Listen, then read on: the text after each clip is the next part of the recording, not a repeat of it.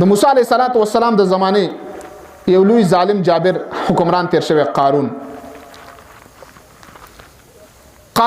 د دنیا مالدار ترین انسان کتابونه لیکي دومره مال ورسره چې د نن سبا مالدارانو به چېرته په خوب کې هم نه لیدلی د هغه د خزانو چابیانې به یو لوی لښکر په اسونو باندې وړلې یو ورځ قارون په خپل تکبر کې راغی او قوم ته اعلان وکړو چې زه به په پلانکي ورځ باندې په پلانکي میدان کې د خپلو خزانو نمایش کوم خزانې به ورخیم خلکو ته خپل مال ورکوم چې ما سره څومره سرمایه ده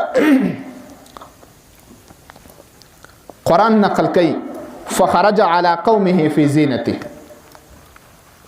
قارون ډیر په تکبر په ناز و نخرو کې په خپل قوم خاطر راغی مال راويستو میدان ته ډیری ولال دي د مال د سرو زرو ډیری ودرېدل دا ډیر فخري انداز کې راغی چې کله خزانه راخکاره کړي دوه قسمه خلک دغلته شو یو علما شو اهل علم او یو عام مسلمانان شلو کمزور ایمان والا نو کمزور ایمان والا یو خبره وکړه قال الذين يريدون الحياة الدنيا يا ليت لنا مثل ما اوتي قارون الله وی هغه کسانو چې د دنیا اراده لرله په دنیا باندې نظرو هغه چې کله د قارون مال ولیدو په خله کې توبه رااله او ویل یا لیت لنا مثل ما اوتی قارون کاش چې موږ تم د قارون په شانته مال راکړی شوی وي څومره بغټه خبره وي د قارون په شانته مال موږ له الله راکړی وي څومره به خوشاله خبره وي ګوره د قوم جهاله کم طرف تلال د یو ظالم د یو کافر مال ته سترګې خړې کړلې راهنمایي التچا کړې د قران وی قال الذين اوتوا العلم ويلكم ثواب الله خير لمن آمن الله و چاته چې ما علم ورکړو اهل علم هغه د قوم راهنمایي وکړه ورته ویل طلبه شي هلاک شي تاسو د هغه شي تمنا کوئ چې د هغه هیڅ قسمه قدر او قیمت نشته تاسو له الله ایمان درکړي او د یو کمزور د مؤمن ایمان قیمت د قارون خزانه سو که د ټول دنیا قارون را ټول شي د هغه خزانه را جمع کړی شي د کمزوري مسلمان ایمان قیمت ته نشي رسیدلی بیا یو وخت راغی قارون د الله په عذاب کې راغی قارون فخسفنا الله رب العزت فرمای منګه قارون سره د مال او دولت په ځمکه کې خخ کو نو بیا هغه خلکو لولا امن الله علينا لخسف بنا وكانه لا يفلح الكافرون چاچا غرمان کړو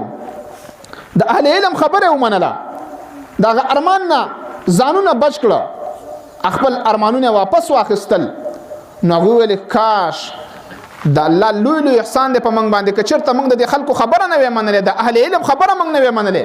نن به منګم قارون سپزمکه کې خښ شوی وي هرز مدا کو محترم چې د قوم مشران چې کله اهل علم وي دوی په ځمکه کې نه خخېږي او چې د قوم مشران کله جهلا رال جاهلان د قوم مشران شو نو قرآن په دلیل ذکر کوي چې راهنمای اهل علم کله د جهلا او راهنمای نه د کړي به د قشان په ځمکه کې خخېږي د ظالمانو سره موږ خخېږو محترم نو خپل مشران علما به ګرځو جهلا او نزان او ساتيات ساتي محترم بهر حال محترم معارض کو قرآن عظیم الشان الله رب العزت قرآن عظیم الشان سره چې د چا نسبت راولي نو به هغه اوچتای لګمخ کې کلال شو د صحابه ژوند منګ وګورو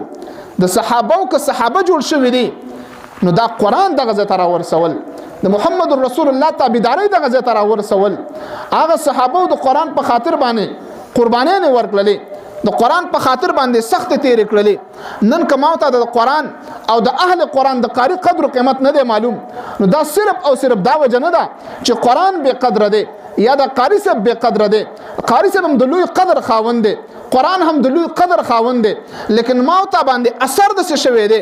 ما او ته حالات داسې جوړ شوي دي چې زما او ستا په زړه کې د قرآن او د صاحب قرآن قدر نشي راتللی د هغې وجه دا ده چې ما او تا تکلیف نه دی برداشت کړی زما او ستا بچي ته قاری په جومات کې موجود دی استاد په جومات کې موجود دی بچی د راځي واپس کور ته درځي بچی د مسافرۍ د قرآن په خاطر ونه کړله تا خپل بچی د ځان نه د قرآن په خاطر جدا نه کو د قاری د تنخواه غم د خپل ځان نه ونه کو نو د قاری غم تا سره نشته دی د بچی غم تا سره نشته دی د بچی سخته تا ونه لیدله د قرآن په خاطر باندې ما او تا خوله توی نه کړله د قرآن په خاطر باندې ما او تا وینه توی نه کړله د قرآن قدر و قیمت ما او تا څنګه وپېژنو که د قرآن قدر و قیمت تپوس کول غواړي د هغه صحابو نه تپوس وکړه چا چې د قرآن په خاطر باندې خپل څټونه تورو ته پیش کړو چا چې د قرآن په خاطر باندې خپل وینې توی کړې وي چا چې د قرآن په خاطر باندې خپل ښځې کونډې کړې وي چا چې د قرآن په خاطر باندې خپل بچي یتیمانان کړي چا چې د قرآن په خاطر باندې بېهوشیانې تېرې کړې وي ابو هریره رضی الله تعالی عنه یو صحابي دی دا فرمایي زه به دومره وږی شولم